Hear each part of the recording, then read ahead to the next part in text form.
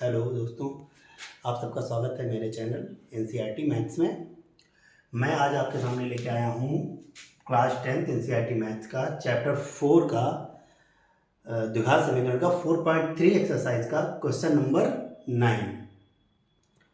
तो question number 9, वो question number 9 आपको इस वीडियो के ऊपर स्क्रीनशॉट दिख रहा होगा। तो वो क्वेश्चन क्या है, एक बार पढ़ लेते हैं।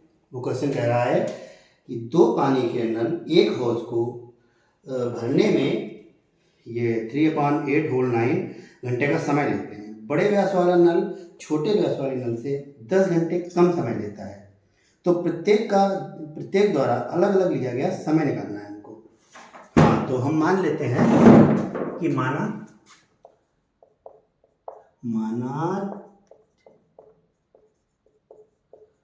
छोटे व्यास वाला नल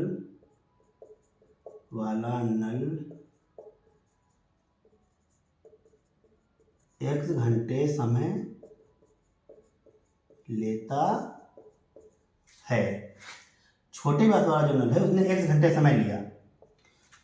तो जो बड़े व्यास वाला नल होगा, जो बड़े व्यास वाला नल है वो छोटे व्यास वाले नल से 10 घंटे कम समय ले रहा है। अगर छोटे व्यास वाला x घंटे समय ले रहा है तो बड़े व्यास वाला x माइनस 10 घंटे का समय लेगा।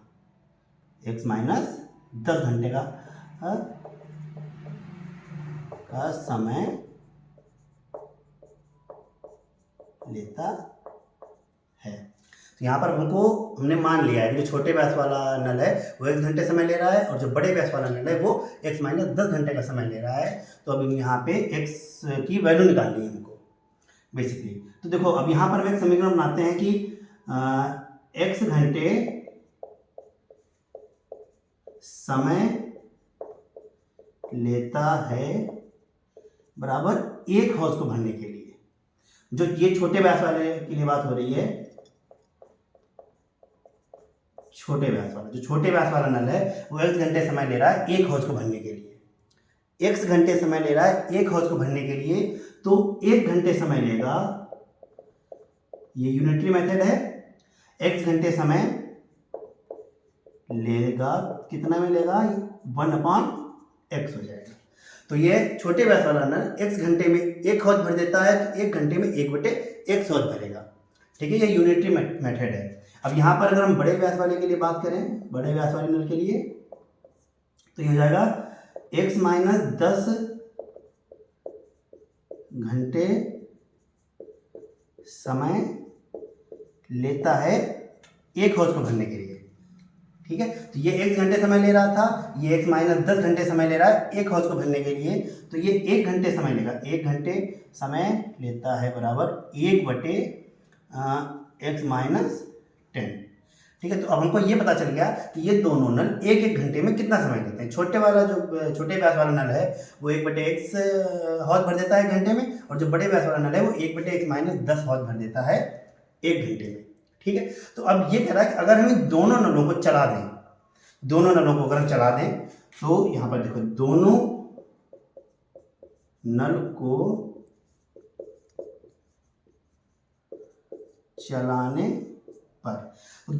चलाने के लिए मतलब इसको और इसको ऐड करेंगे, क्योंकि जब हम दोनों नलों को चला रहे हैं तो ये वाला और ये वाला नल एक साथ पानी भरेंगे। तो ये 1 घंटे में इतना भर रहा है और ये 1 घंटे में इतना भर रहा है। उसी हौज में दोनों पानी गिर रहे हैं, तो 1 घंटे में इसने इतना भर दिया, 1 घंटे में इसने इतना भर दिया, दोनों को जोड़ दिया तो पूरा हो गया। 1 घंटे में दोनों ने जितना भरा वो बराबर हो गया। अब ये कह रहा है, सवाल आपको ऊपर नजर आ रहा होगा कि ये कह रहा है, क्या कह रहा है कि दो पानी के नल एक हौज को भरने में 9 सही 3/8 मतलब 3/8 होल 9 घंटे का समय लेते हैं। तो इसका मतलब है इन दोनों नलों को उसने चलाया और कितने घंटे के लिए छोड़ दिया? 9 सही 3/8 घंटे के लिए। और इतनी देर में इन दोनों नलों को चला दिया और इतने घंटे के लिए छोड़ दिया, तो उसने पूरी एक हौज भर दी। ठीक है, तो ये क्वेश्चन सबको समझ में आ रही है कि जो छोटे वाला नल है वो 1/x भर रहा है हौज, और जो बड़े वाला नल है वो 1/x माइनस 10, ये यूनिटरी मेथड से हमने निकाला। और उसके बाद में दोनों नलों को चलाकर छोड़ दिया, कितने घंटे के लिए? 9 सही 3/8। ये इतना पानी 9 से 3/8 घंटे के लिए चल रहा है और उतनी देर में एक हौज पूरी भर जा रही है। ठीक है। तो अब इसी के आगे से हमने अपने सवाल को कंटिन्यू करेंगे। तो अब इसको सॉल्व करते हैं कैसे, ये इसको हम तिरे गुणा कर देंगे, क्रॉस मल्टीप्लाई। तो ये x माइनस 10 यहाँ पे मल्टीप्लाई कर जाएगा, x माइनस 10 हो जाएगा, और इससे मल्टीप्लाई कर जाएगा, x वन जा x, और नीचे x माइनस 10 से मल्टीप्लाई करेगा तो x square minus 10x into, तो ये हो गया। इसको अगर हम फ्रैक्शन में चेंज करें, ये जो है मिक्स्ड फ्रैक्शन है, मिश्रित भिन्न है, इसको हम फ्रैक्शन में चेंज कर लेते हैं। 8 9 72, 72 and 3 75 upon 8 is equal to 1। ठीक है, तो x एंड x ऐड हो गया तो 2x हो गया minus 10 upon x square minus 10x is equal to, ये 75.8 इधर मल्टीप्लाई कर रहा था, उधर जाके जब जाएगा तो यही 8 ऊपर चला जाएगा और 75 नीचे। कहने का मतलब जो 75 यहाँ पे मल्टीप्लाई कर रहा था वो इधर आके डिवाइड कर रहा है, और जो 8 इधर डिवाइड कर रहा था वो उधर जाके मल्टीप्लाई कर रहा है। ठीक है, अब इसको दोबारा से क्रॉस मल्टीप्लाई कर देते हैं, इसको इधर लेके आ जाते हैं, इसको इधर लेके आ जाते हैं। 75 की मल्टीप्लाई इससे होगी, एक्स स्क्वायर माइनस 10x की मल्टीप्लाई इससे होगी। तो हम यहाँ पे देख लेते हैं ऐसे, तो 75 की मल्टीप्लाई इससे होगी तो हो जाएगा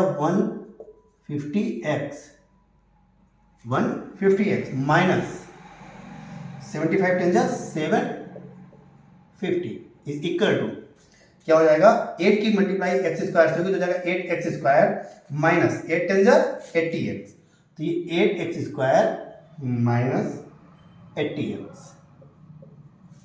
ये हो जाएगा।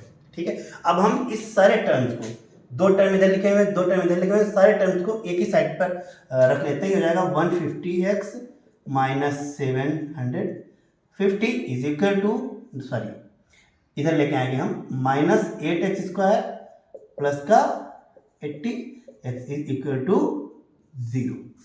तो ये हमारी फाइनल इक्वेशन बनी। इसको हम सॉल्व कर लेते हैं।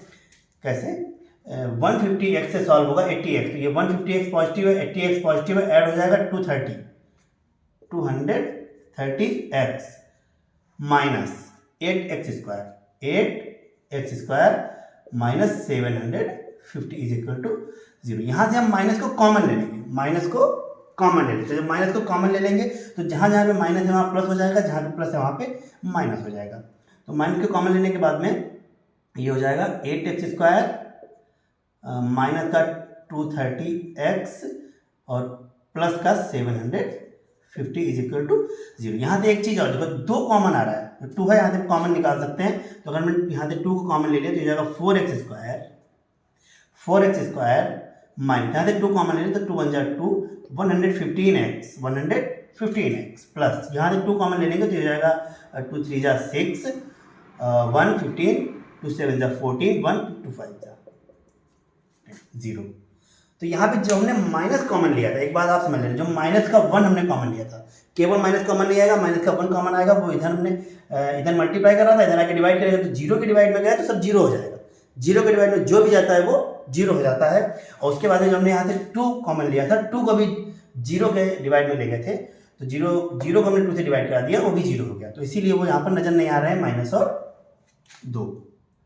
ठीक है, तो अब हम इस इक्वेशन को सॉल्व करेंगे। इसको सॉल्व करने के कई तरीके हैं। एक तरीका तो है मिडिल टर्म को स्प्लिट कर देने का, एक तरीका है इसको हम पूर्ण वर्ग बना के कर दें। तो हम यहाँ पर इसको करेंगे मिडिल टर्म को स्प्लिट करके, मिडिल टर्म के जो फैक्टर्स हैं मिडिल टर्म को स्प्लिट करके मिडिल टर्म को स्प्लिट करेंगे। तो मिडिल टर्म को स्प्लिट करने के लिए हमको जो हमारा अचर पद है, जो हमारा कांस्टेंट है 375 एंड एक्स स्क्वायर वाला पद, जो फर्स्ट टर्म होता है, जो हमारा पहला टर्म होता है, पहला पद, उसको हम अचर पद से मल्टीप्लाई कराते हैं। तो ये हो जाएगा 375 की मल्टीप्लाई 4 से कराएंगे तो 4 5 जा 20, 0, 4 7 जा 28, 2 30, 0 3, 4 3 जा 12, 3 50। तो ये 1500 आ गया, 1500 एक्स स्क्वायर। अब हमको 1500 एक्स स्क्वायर के ऐसे फैक्टर्स करने हैं, 1500 एक्स स्क्वायर के ऐसे फैक्टर करने हैं जिनको ऐड करने पर 115x आए, जिनको ऐड करने पर 115x आए। तो मतलब उन दो टर्म की अगर हम आपस में मल्टीप्लाई करते हैं तो 1500x स्क्वायर आ जाएगा, और अगर ऐड करते हैं तो 115x आ जाएगा। तो यहाँ पर ऐड इसलिए कर रहे हैं क्योंकि जो हमारा अचर पद है, अचर पद तथा पहला पद, जो अचर पद है पहले पद की मल्टीप्लाई हमारी पॉजिटिव आई है। अगर ये निगेटिव आई होती तो यहाँ पर हम घटाते, ये पॉजिटिव आई है इसलिए हम इसको ऐड करके 115 ला रहे हैं।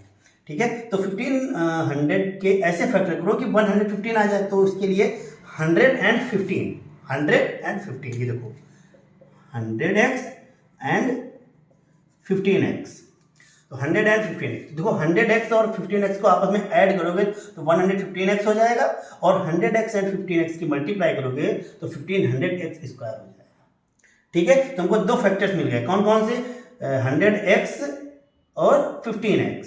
ठीक है, तो यहाँ पर हम इसी को अप्लाई कर देते हैं, तो ये हो जाएगा 4x स्क्वायर माइनस, तो माइनस है, हमको रिजल्ट माइनस के अंदर लेके आना है, तो माइनस के अंदर अगर रिजल्ट लेके आना है तो हमको दोनों माइनस के रखने पड़ेंगे, तभी तो माइनस माइनस ऐड होकर माइनस आ पाएगा। तो ये 100x भी माइनस का रहेगा और 15x भी माइनस का ही रहेगा, और प्लस का 375 जो कि पहले जैसा था। तो हमारी इक्वेशन में कोई भी फर्क नहीं पड़ा है, जैसी थी वैसी ही है। ठीक है, इसके आगे अब देखो हम क्या करते हैं, अब हम यहाँ से जो कॉमन आ रहा है उसको कॉमन ले लेंगे, तो ये हो जाएगा 4x, 4 भी कॉमन आ रहा है, x भी कॉमन आ रहा है। देखो कैसे, तो यहाँ से 4 तो बाहर आ गया, x 2 बार था, एक बार बाहर आ गया, एक बार अंदर बचा। ठीक है, फिर माइनस 100 था, 100 में से 4 बाहर आ गया तो बचा 25, और x तो बाहर आ गया तो x माइनस 25।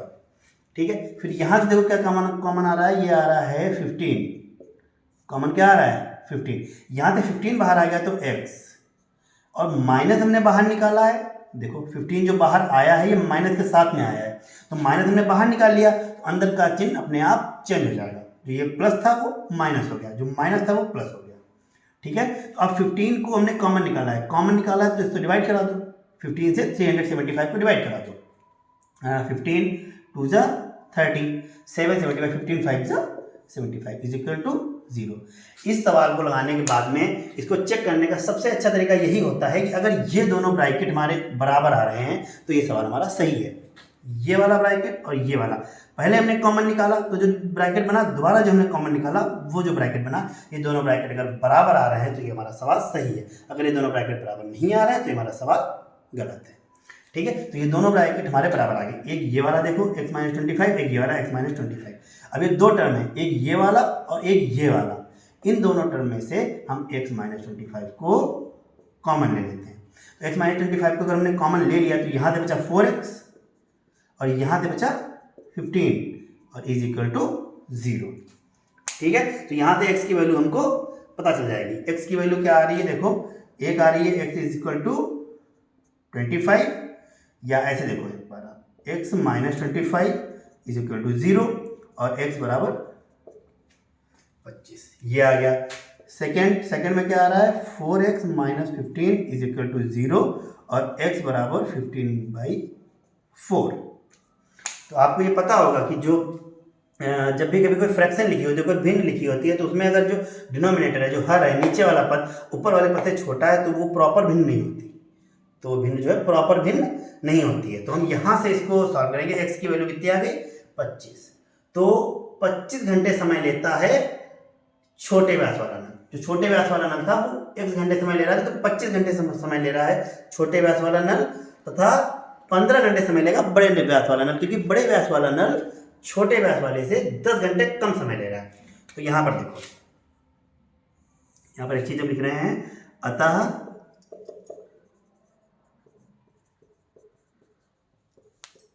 छोटे व्यास वाला नल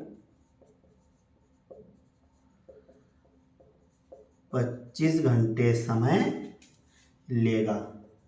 मार्कर भी खत्म हो रहा है। अतः छोटे व्यास वाला नल 25 घंटे समय लेगा, तथा अब यहाँ पर देखो, जो छोटे व्यास वाला नल था वो आपके क्वेश्चन में दिख रहा होगा कि जो छोटे व्यास वाला नल है वो बड़े व्यास वाले नल से 10 घंटे ज़्यादा समय ले रहा है। मतलब अगर छोटे व्यास वाला 25 घंटे में भर रहा है तो जो बड़े व्यास वाला है वो इससे 10 घंटे पहले भर देगा। ये 25 घंटे ले रहा है, वो 15 घंटे लेगा। वो कितना लेगा, 15 घंटे, इससे 10 घंटे कम। तो तथा बड़े व्यास वाला नल,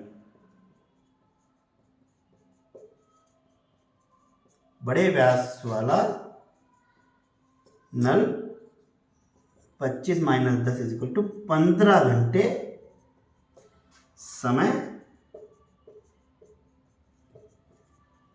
लेगा। Thank you.